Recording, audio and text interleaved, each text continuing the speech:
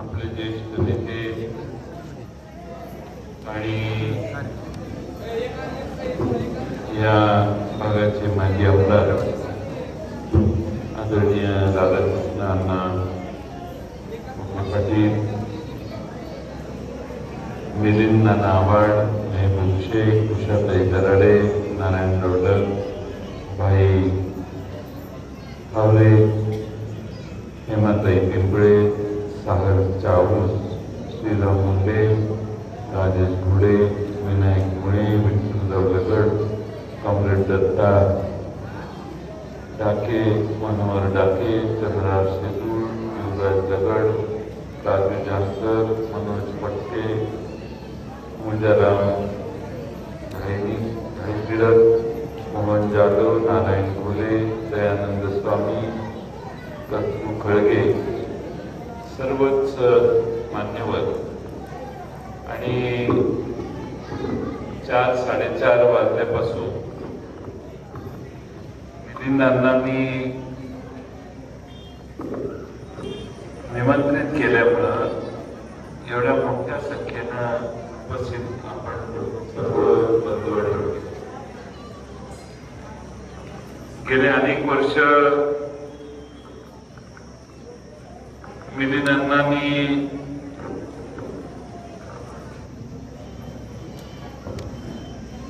मानव हक्क अभियान आयोजित अनेक विधायक कामं केली या भागात त्यांच्या वडिलांच्या पावलाला पाऊल त्यांनी त्यांचं कार्य पुढे चालवलं. अनेक वेळा त्यांची भेट व्हायची. मधल्या काळामध्ये आपलं सरकार होतं त्यावेळी आम्ही त्यांना आग्रह करत होतो. त्यांनी दिल्लीतलाही काम बघून सामाजिक दृष्ट्या पक्षाला आम्हा सगळ्यांना पवार साहेबांना मदत करायचं आश्वासन दिलं. 2-3 वर्षापूर्वीची ती परिस्थिती होती. पण मागच्या 5-10 वर्षात जी परिस्थिती उद्भवली त्याच्यात उच्चांक मागच्या 2 वर्षात झाला. भारतीय जनता पक्षाने आपले खरे रंग दाखवायला सुरुवात केली आणि मिलिंद आव्हाड नानांना राहवलं नाही आणि ते बाहेर पडून आता आम्हा सगळ्यांच्या बरोबर आज कामाला लागलेले. हा सगळ्यात आनंदाचा भाग. त्यांच्यासारख्या विचारी नेता आम्हाला गरजेचा आहे, आम्हाला पाहिजे. त्यांच्यासारखे सद्गुणी आणि समाजाला योग्य ते नेतृत्व देणारे लोक फार कमी असतात. स्वतःच्या विचारावर निष्ठा असणारे तर त्याहून कमी असतात आणि शेवटपर्यंत टिकणारे तर फारच क्वचित असतात. आणि म्हणून मिलिंद नाना यांची आजची साथ ही फार मोलाची आहे. निवडणुकीच्या या धामधुमीत आज त्यांनी स्वतःहून पुढाकार घेऊन आपणा सर्वांना इथे एकत्रित आणलंय. मित्रांनो, फार मोठं भाषण करण्याची गरज नाही. तुम्हाला सगळी परिस्थिती माहिती आहे. या देशात शाहू फुले आंबेडकरांचं नाव आपण का घेतो? शाहूंचं नाव घेतो कारण 1902 साली भारतामध्ये पहिल्यांदा त्यांनी आरक्षणाचा विचार मांडला. मागे राहिलेल्या सगळ्यांना आरक्षण आणून देऊन पुढे आणलं पाहिजे, संधी दिली पाहिजे. ही भूमिका छत्रपती शाहू महाराजांनी त्यांच्या संस्थानामध्ये राबवली. लोकांचा प्रचंड विरोध झाला. काही ठराविक समाजाने त्यांना जो चांगला असेल तो त्याचा तो पुढे जाईल, जो कर्तबगार असेल त्याचा तो पुढे जाईल. तुम्ही आरक्षणाचं काही नवीन तोडपान काढले हे काही बरोबर नाही असं सांगितलं. शाहू महाराजांनी असं सांगणाऱ्या, आता त्या समाजाचं नाव घेत नाही, सांगणाऱ्या लोकांना त्यांनी घोड्याच्या पागेत नेलं असा चंदा घोड्याने चरायचा सगळा घास वगैरे सगळा टाकला आणि पाण्याच्या काळजी करणाऱ्या सगळ्या त्याला सांगितलं की सगळी घोडी सोड आणि ह्या चंदा खाऊ दे सगळ्यांना, ज्यांना जेवढ्या घोड्यांना खायचं तेवढ्या. सगळी घोडी सोडल्यावर सगळे घोडे चंदा खात लागले. त्यातले जे धष्टपुष्ट होते त्यांनी भरपूर खाल्ला आणि जे दुबळे होते ते बघत बसले. त्यांना या धष्टपुष्ट लोकांनी खाऊनच दिलं. आणि मग शाहू महाराजांनी त्याला सांगितलं हे जे मागे राहिलेले जे आहेत ते खाऊ शकले नाही. जी घोडी धष्टपुष्ट होती त्यांनी खाल्ली, पण ही मागे राहिलेले जे आहेत ना त्यांना पुढे आणण्यासाठी आरक्षण पाहिजे आणि म्हणून ते आरक्षणाचा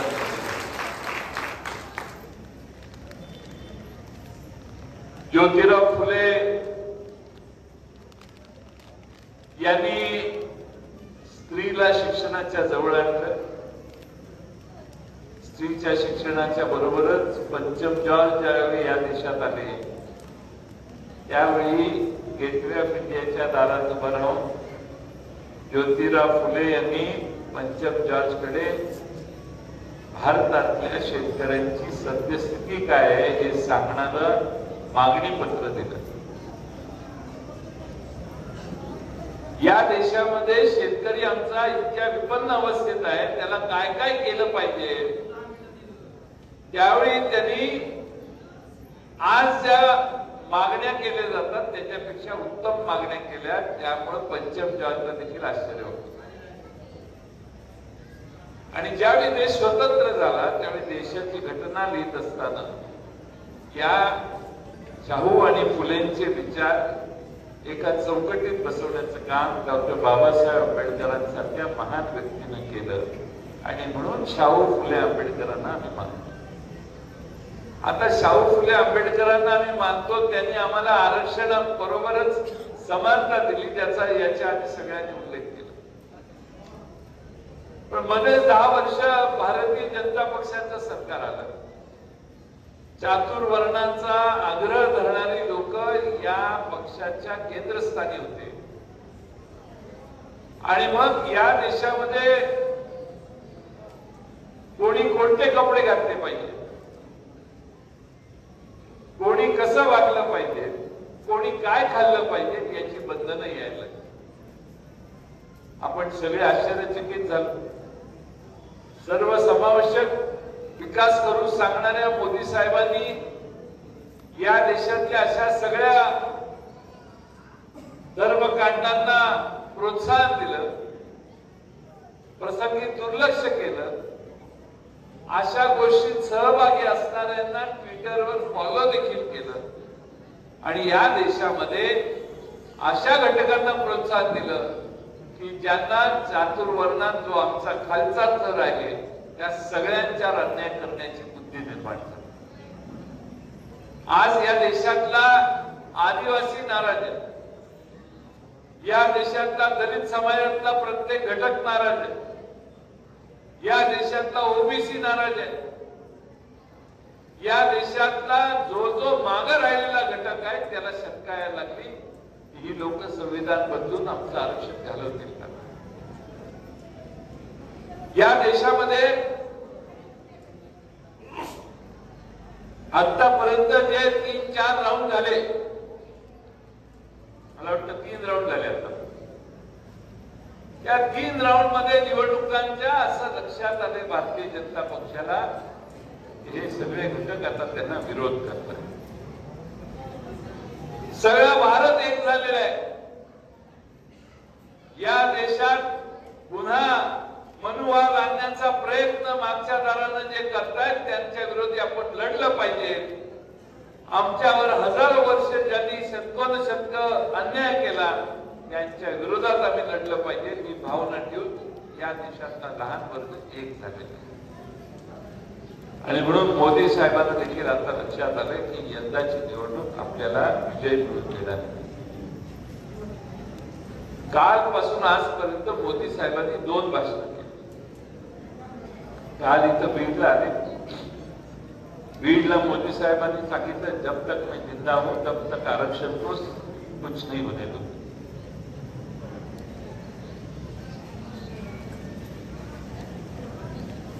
या देशाच्या पंतप्रधानांना हे स्टेटमेंट का करावं लागलं?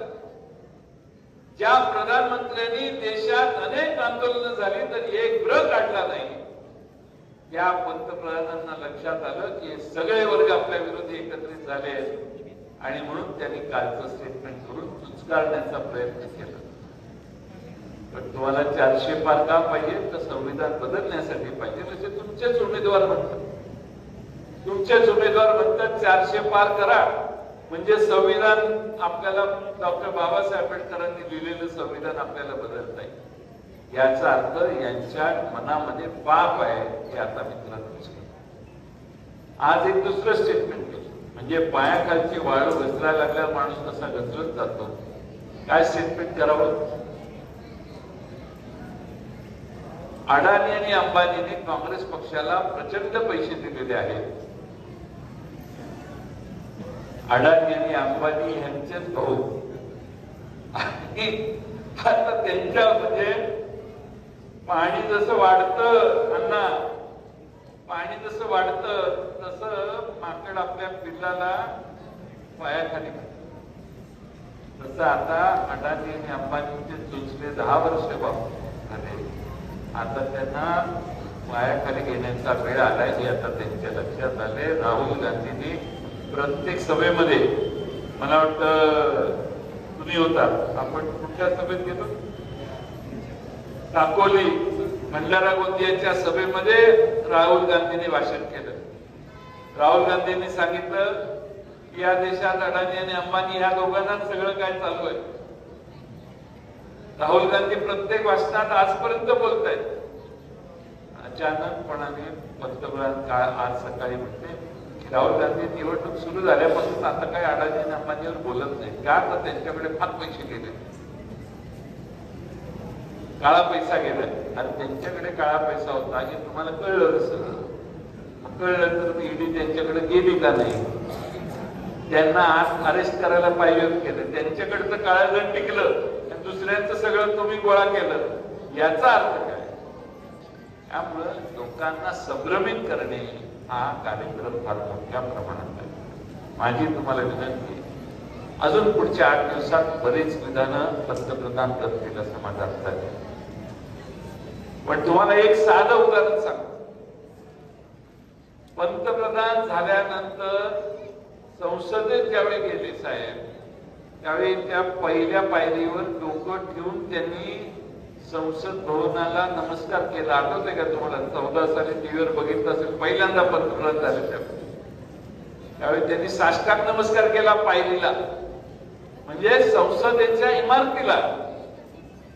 ज्या संसदेने आजपर्यंत 70-75 वर्ष कारभार केलेला आहे, संसदेत देशाला नेतृत्व दिले. पंडित जवाहरलाल नेहरू ज्या संसदेत पंतप्रधान म्हणून काम करत होते त्या संसदेला पाया पडून हे आत गेले. आम्हाला वाटतं एवढा लोकशाही मानणारा माणूस निवडून दिला, आपण उगाच ह्याच्या विरोधात प्रचार करतो, तसं आम्हाला 14 साली वाटायचं.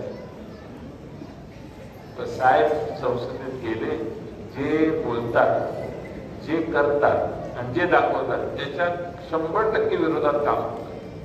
त्यांनी त्या संसदेच्या बिल्डिंगला बदललं आणि नवीनच बिल्डिंग बांधली. देशामध्ये नवीन लोकसभा बांधली, ती लोकसभेची बिल्डिंग तशीच ठेवली, त्याला पाया पडले ते आणि ते बंद. आता नवीनच बिल्डिंग बांधली. 14 एप्रिलला डॉक्टर बाबासाहेब आंबेडकरांची जयंती होती. त्यावेळी भारतीय जनता पक्षाचा जाहीरनामा प्रकाशित केला. सगळ्या टीव्हीवर भारतीय जनता पक्षाचा जाहीरनामा. डॉक्टर बाबासाहेब आंबेडकर साहेबांचा कुठेही उल्लेख फारसा होत नव्हता, कारण जाहीरनामा दाखवण्यातच त्यांचा मोदी मीडिया अडकलेला होता. आणि त्यामुळं हे सांगतात सबोध नाही. पुढच्या 4-7 दिवसात आणखी मोठमोठी विधानं होतील. पण माझी तुम्हाला विनंती आहे, बोलून जाऊ नका, बसून जाऊ नका. आज आपण सगळे मोठ्या संख्येने इथं आलात. ऊसतोड कामगारांचा प्रश्न मधल्या काळात सोडवताना आम्ही सगळ्यांनी पवार साहेबांच्या नेतृत्वाखाली बैठकी केल्या आणि पवार साहेबांनी जी वाढ दिली 100 रुपयापेक्षा जास्त मला वाटतं ती वाढ होती.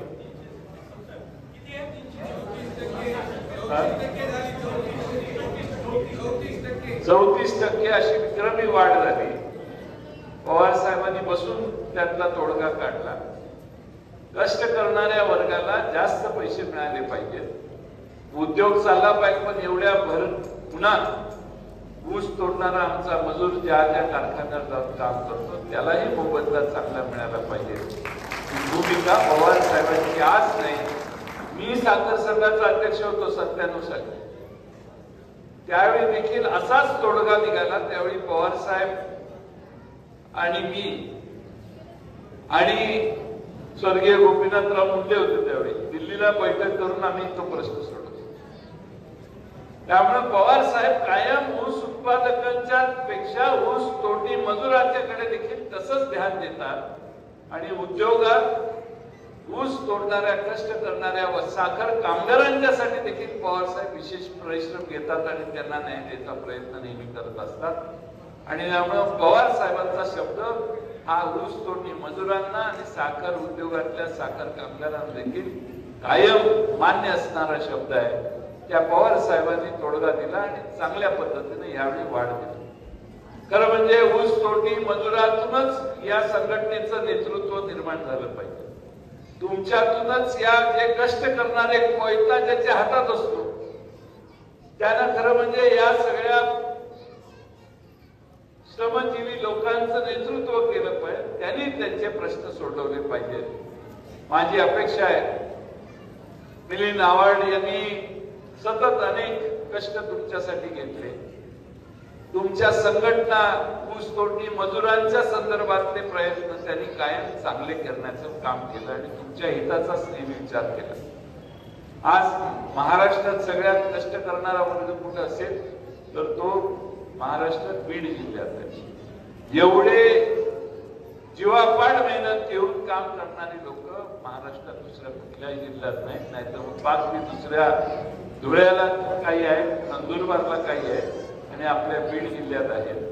त्यामुळं कष्ट करणारा वर्ग असणाऱ्या बीड जिल्ह्याला न्याय देत असताना, ऊस तोडणी मजुरांना न्याय देत असताना मिलिंद आव्हाडांच्या पुढाकार देखील होता. अनेक संघटना त्यात आहेत, त्या सर्वांनी पुढाकार घेतला. आज ऊस तोडणी मजुरांना चांगला न्याय मिळाला. मला खात्री आहे की आपल्या सगळ्यांना आपण ज्या पद्धतीनं या सगळ्या लढाईमध्ये संघर्षात कायम मिलिंद नानांच्या बरोबर राहिलो. मिलिंद नाना चळवळ करतायत, मिलिंद नाना सामाजिक विकासाचं देखील काम करतायत. त्यांच्या मागे उभा राहत असताना मिलिंद नानांनी आज आपले लोकसभेचे उमेदवार बजरंग बाप्पा यांना देखील समर्थन दिलेलं आहे. याबद्दल पहिल्यांदा मी मनपूर्वक त्यांचे आभार मानतो. बजरंग बाप्पा सोनवणे राष्ट्रवादी शरदचंद्र पवार पक्षाचे उमेदवार म्हणून तुतारी वाजवणारा माणूस या चिन्हावर उभे आहेत. जिल्ह्यातलं वातावरण प्रचंड बदललेलं आहे.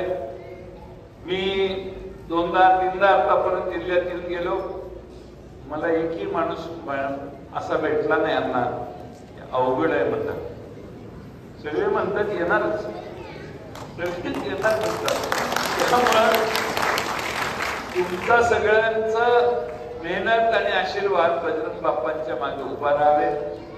मी आपणाला विश्वास देतो की आम्ही जाहीरनामा पक्षाचा काढलाय, काँग्रेस पक्षाने काढला. या जाहीरनाम्यात आम्ही सांगितलेलं आहे की भारतीय जनता पक्षाने 1100 रुपयाला सिलेंडर केलं. आमचं राज्य आलं की ते आम्ही 500च्या वर जाऊन देणार नाही. 500 रुपयात तुम्हाला गॅस. आम्ही हे जाहीर केले की गरीबातल्या गरीब घरात चूल पेटण्याची भ्रांत असते, चूल पेटेल की नाही शंका असते, त्या महिलेला दरवर्षी 1 लाख रुपये देऊ. म्हणजे त्या महिलेला कधीही चिंता वाटू नये, नवरा दारू पिला, नवरा काय कमवत नाही, काय नाही, पोरं कशी सांभाळायची, या सगळ्यातनं बाहेर काढण्यासाठी गरीबातल्या गरीब घरात 1,00,000 केंद्र सरकारची पोहोचवण्याची आम्ही व्यवस्था करू. डिग्री झालं, डिप्लोमा झाला पोरगा की 100 हेलपाटे मारावे लागतात, खिशातनं पैसे काढून त्याला बापाला द्यावे लागतात. या शिकलेल्या मुलांना वर्षभरासाठी एका महिन्याला 8,500 रुपये असा 1,00,000 रुपये वर्षभरासाठी स्टायपेंड म्हणून आम्ही द्यायचं ठरवलं. तुम्हाला ज्या ज्या संकटात अडचणीत तुम्हाला टाकण्याचं काम झालेलं आहे, ही सगळी अडचणी दूर करायचं काम आमच्या जाहीरनाम्यात आहे. जाहीरनामा गुगलवर जाऊन तुम्ही बघितला, काँग्रेसचा बघा, राष्ट्रवादीचा बघा, तुमच्या लक्षात येईल की आम्ही कष्टकरी वर्गाच्या महिलांच्या प्रश्नासाठी, या राज्यातल्या मागे राहिलेल्या पददलितांच्यासाठी न्याय देण्याची भूमिका आमच्या जाहीरनाम्यात प्रचंड मोठ्या प्रमाणात आहे. पण आता आमचे विरोधक म्हणतील कधी सत्तेवर येणार आहे, उगाचच काही द्यायला लागले. मी आपणाला सांगतो की आता देशातलं वातावरण बदललेलं आहे. या देशामध्ये 400 पार घटना बदलतो म्हणजे घोड्यावर बसलेले, त्यांचा पाक घोडा थांबलेला आहे, गडी घोड्यावर खाली आलेला आहे. आता 200 पार होण्याची देखील मुश्किल आहे. त्यामुळं आपलंच सरकार दिल्लीला येईल, तुम्ही काही चिंता करू नका. दिल्लीला आपलं सरकार आल्यावर महाराष्ट्रात देखील आपोआपच अन्न आपलंच सरकार येणार. त्यामुळे तुम्ही काही चिंता करू नका. इथं 2 नगराध्यक्ष बसलेले, तुम्हाला चिंता करू नका. तुमच्या नगरपालिकेला पैसे द्यायचं काम आम्ही करू, तुम्ही काही चिंता करू नका. तुम्ही एवढे धोका पत्करून आमच्या बरोबर राहिलाय म्हटल्यावर धोक्याची परतफेड आम्ही पूर्णपणाने करू. पण सांगायचा मुद्दा असा की आपण सगळ्यांनी उद्याच्या निवडणुकांमध्ये ताकदीनं राहावं. आपण सगळ्यांनी आणखीन एक आम्ही आश्वासन दिलेलं आहे, जाहीरनाम्यामध्ये जातनिहाय जनगणना करू.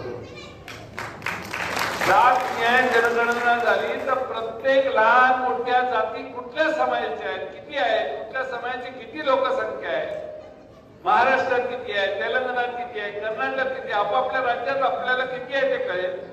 त्याप्रमाणे आरक्षणाची व्यवस्था करू आणि कोणावर अन्याय होत असेल तर त्यांचा अन्याय दुरुस्त करू, लेवल करू. प्रत्येकाला न्याय देण्याची आमची भूमिका आहे. शेवटी ज्याची जेवढी लोकसंख्या त्याचा तेवढा आरक्षणावर हक्क असला पाहिजे असं आमचं मत आहे. त्यामुळे तुम्ही काही चिंता करू नका. मिलिंद नावाडाने तुमचे सगळे प्रश्न मला सांगितलेले. आता निवडणूक असल्यामुळे अजून एक सभा आहे, त्यामुळे जास्त मी बोलत नाही. पण एक सांगतो, माझ्याकडे काल निवडणुका झाल्या 7 तारखेला. बारामतीला निवडणूक झाली, सातारला निवडणूक झाली, माढ्याला निवडणूक झाली, सांगलीला निवडणूक झाली, हातकणंगल्याला निवडणूक झाली, कोल्हापूरला झाली.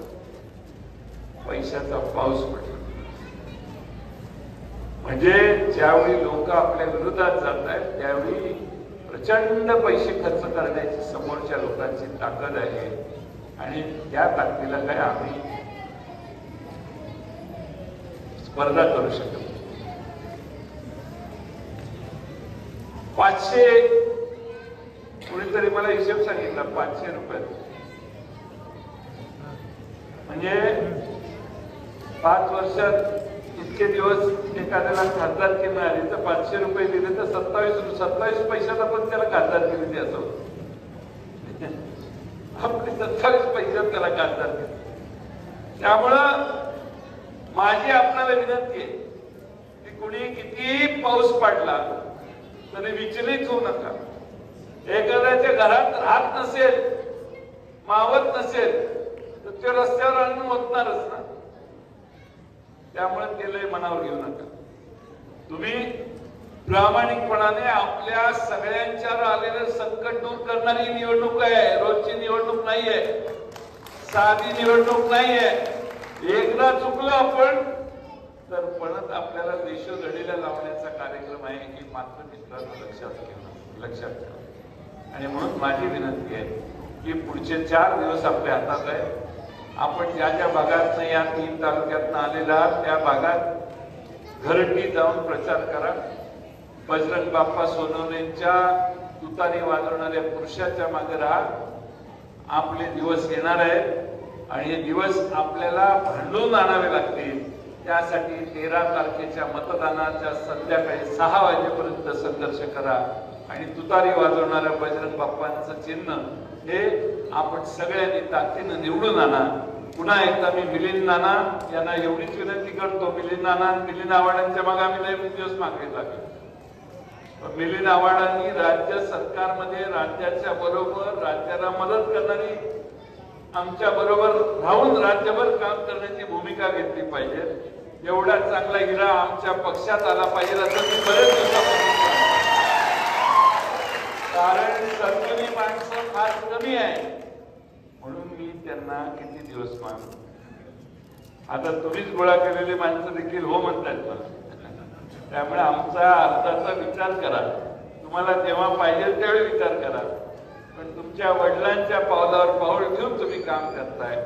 मगाशी आपल्या वडिलांच्या पुतळ्याला आम्ही हार घालून आलो, त्यांनी जी परंपरा या भागात सामाजिक न्यायाची तयार केली, ती सामाजिक न्यायाचं पुढचं पाऊल मिलिंद नानांच्या माध्यमातून पडेल असा विश्वास व्यक्त करतो। खास करून आमच्याकडं राधाकृष्ण अण्णा उके पाटील इथं मुद्दामून उपस्थित राहिले, त्यांचेही आभार मानतो।